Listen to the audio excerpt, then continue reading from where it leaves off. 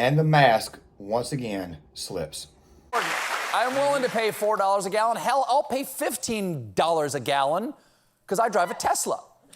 I could sit here and rant and rave about the decline of late-night TV, but I want to focus primarily on Stephen Colbert and talk about why it is that these Hollywood elites have never really truly cared about you and that the mask is actually slipping. Now, granted, on the surface, when you hear this comment that Stephen Colbert made, you might think, wow, what a very heartless take, but it's actually much, much worse than that, and I'll explain that in this video. Now, guys, I want to kind of stay on topic here and talk about this guy because, of course, I've spoken about George Takei's tweet from last weekend where he basically said it was our patriotic duty to actually go through with this, paying maybe $7, $8 a gallon for gas. And, of course, how out of touch that sounds, especially when that guy's worth $14 million. Or Patricia Arquette saying we needed to throw Russia out of NATO when, of course, Russia is not a NATO country. This only goes to show you that these people who are looked at as thought leaders are not exactly bright, if you guys know what I'm saying. And also the fact that these people right here are also, in a lot of ways, very unempathetic, in some cases even psychotic. And of course, these people aren't they're not really known for their brains, if you guys know what I'm saying. Now, guys, there's also going to be a video out later on the day, or actually tomorrow on this channel, about some updates going on with the channel. So make sure you guys stick around for that right there. It'll be released tomorrow. It'll also be going on Commander 33 this afternoon. I need to kind of update people on what's going on with the channel and what's going to happen going forward.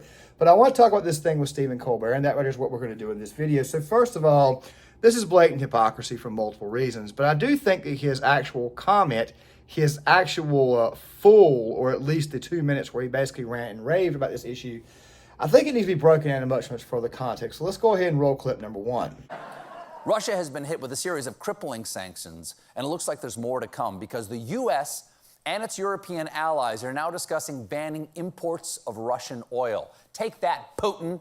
We're not going to buy our gas from a war criminal. We're going to buy it from the good guys, Saudi Arabia. Okay, Stephen Colbert, once again, does not understand what this entire ordeal is doing to our economy. Really quick, guys, I gotta throw this out here. The price of gas was actually going up long before the Ukrainian ordeal occurred, okay? The price of gas started going up. It actually correlates to the beginning of 2021 after Biden stepped into office and he decided to remove the permits from the Keystone Pipeline. Gas began to go up, and then gas went up higher when Russia's Nord Stream pipeline, the sanctions, all that right there, were also removed. I've done several videos on this channel and done several videos on Commander 33 discussing that. By the way, I will leave a link to Commander 33 in the comment section of this video. And of course, our economical situation is getting worse because of the price of gas goes up, the price of everything else goes up. And of course, right now we've got a wheat issue, which, by the way, I'll talk more about that right there in my part 7 to the Russia-Ukraine series on Commander 33. But Stephen Colbert is a multi-millionaire who lives in Los Angeles, California. Of course, he's probably got a limo driver who drives him everywhere. He says he drives a Tesla. I really and truly don't buy that, especially considering the fact that Elon Musk, of all people, the Tesla guy, the electric car guy, is telling you to drill, baby, drill, if you guys know what I'm saying. But something else, too, and this right here is what really bothers me, okay? So we're talking about Vladimir Putin. And by the way, we all know that Vladimir Putin is a dictator. We all know this stuff right here. We know that he's invading Ukraine, which, by the way, I'm pro the Ukrainian people, not the Ukrainian government, if you guys know what I'm saying, because I think Zelensky's actually a big part of what's going on here. I think Putin just happens to be slightly a little bit worse. But what really bothers me is the fact that he mentioned Saudi Arabia rather than getting the oil here in the United States of America. You see, these people are bought and paid for, and they really could care less about you, the actual consumer, you, the actual American citizen, you, the average, everyday, ordinary American. And of course, he's talking about buying oil from Saudi Arabia. And as I detailed in a couple of videos on Commander 33, Joe Biden's already upset the Saudi Arabians. And by the way, we're going to be getting ripped off by them as a result of this. Also, something else too, Saudi Arabia is wanting us to invade Yemen on their behalf. That's probably in the deal to get the oil. So once again, you got yourself another, you could very potentially have yourself another war.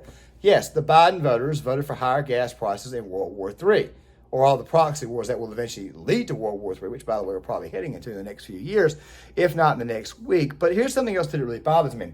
Colbert preaches all this liberal goodness, all this social justice warrior stuff about how pro-gay he is and how pro-trans he is.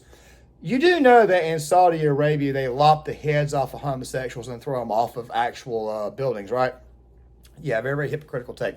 Let's go ahead and watch some more of this. The average gas price in America hit an all-time record high of over $4 per gallon. Okay, that stings, but a clean conscience is worth $1 or $2. I'm willing to pay It's important. Right. It's important. I'm willing to pay $4 a gallon. Hell, I'll pay $15 a gallon because I drive a Tesla. Really, to tell you the truth, this right here was a very, very heartless joke on his part. Now, guys, really quick, let me go ahead and throw this out here. Most people in this country only make about $30,000 to $40,000 a year. Most couples, of course, collectively probably make about $70,000 to $80,000 a year. Of course, some of these people got kids. People live in rural areas. They got to drive to work. They got to pay these very, very high gas prices. And quite frankly, they don't have the money to pay for these electric vehicles that Stephen Colbert and most of the radical left speaks about. I mean, Pete Buttigieg the other day was saying, go out there and go buy an electric vehicle. Okay, well, the guy who owns all the electric vehicles, yeah, that guy there, Elon Musk, that I mentioned before, like I said, he's screaming drill, baby, drill. He understands that he can't sell a product to a bunch of broke people, if you guys know what I'm saying, which, by the way, is what these high gas prices do. They turn the country into a bunch of poor, broke motherfuckers, if you guys know what I'm saying. Yes, we're beyond 2 minutes. I can now use bad language. But that right there is exactly what the hell is going on here. And you see idiots like Stephen Colbert, who's probably worth double digits in the millions. People like that right there either A, don't understand that, B, don't care about that, or C, secretly are psychopathic and quite frankly could give a complete shit about your deals and what you've got to go through in life. You see, this right here is one of the reasons why I don't trust Hollywood actors. Now, occasionally you'll get an actor out there who maybe has a good thought or whatnot, or maybe might be even slightly conservative. Someone like, say, Gina Carano or Adam Baldwin or John Voight. Somebody who actually has a brain and has somewhat of a pulse of what's going on in the country.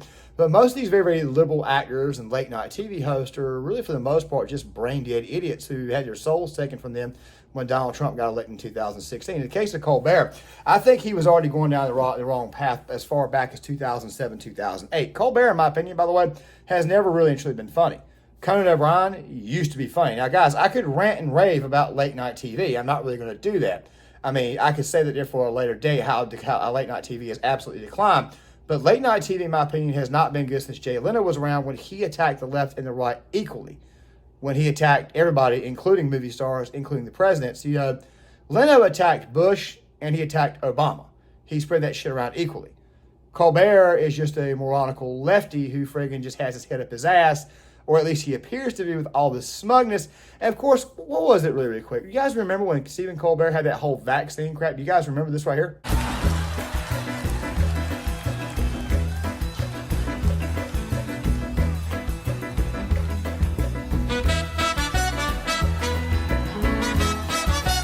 Yeah, that's because Colbert's got access to the White House. You see, the White House needed him to sell all this crap. They needed him to actually promote this crap on his channel. He was like this when Barack Obama was in office. But guys, I want to end this video on this one note right quick, okay? Number one, actually it's two notes. Okay, so Rasmussen Reports did a poll the other day trying to break down by income. Who is it that actually supports the war? Do you guys see this? Do you guys see this poll? By the way, Rasmussen Reports, people all the time accused of being a right-wing polling outfit, but yet they're always the most accurate in every election. By the way, I had to throw that graph in there 3 or 4 times so that way it will continue to place. That way you guys can see this. I want you guys to pay attention. It's those who are making over $200,000 a year that are in favor of this crap. You see, these right here are the people that can absorb the blood. These right here are the better off people, much more well off people. And by the way, I am pro making money, by the way. I'm very, very pro making money. However, don't you just find it very, very strange that now it's the working class that are starting to wake up and realize that they're the ones whose lives are being affected? Meanwhile, the people who can absorb the actual blow, they're the ones who are pushing all this crap. Don't you guys find that kind of hilarious? I mean, it actually is. Or, I mean, actually, it's actually quite sickening because it tells you these people really truly don't care about you. But, guys, I do want to end this video on this note right here. You see, if you guys noticed that the laugh track, you notice how people were still laughing about what he had to say. It makes me wonder if these people who live in these areas, who, by the way, Colbert had a lot of these people freezing outside, waiting to get inside. Of course, they had to hear this crap. These were all poor, broke people who, quite frankly, had to actually wait to get inside. And you got to wonder if the people in the actual arena itself or the actual building watching this will really and truly feel that way, if they really truly were actually laughing because they felt that way, or if it wasn't the laugh track. As I mean, I've said before, late night TV really and truly is not funny. It has not been funny in it for a while. Or do these people all have a fart in their brain? And are they really and truly how clueless of how things work in this country? Are they really and truly clueless about how you got to have certain resources, gas, food, things like that, daily essentials?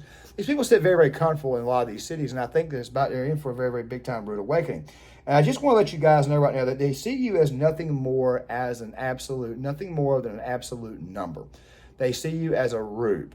And this right here is one of the reasons why it's probably best that you just cut this off. You see, most of these people will seek attention. How do you handle somebody who seeks constant amounts of attention? You cut them off. You turn them away. You walk away from them.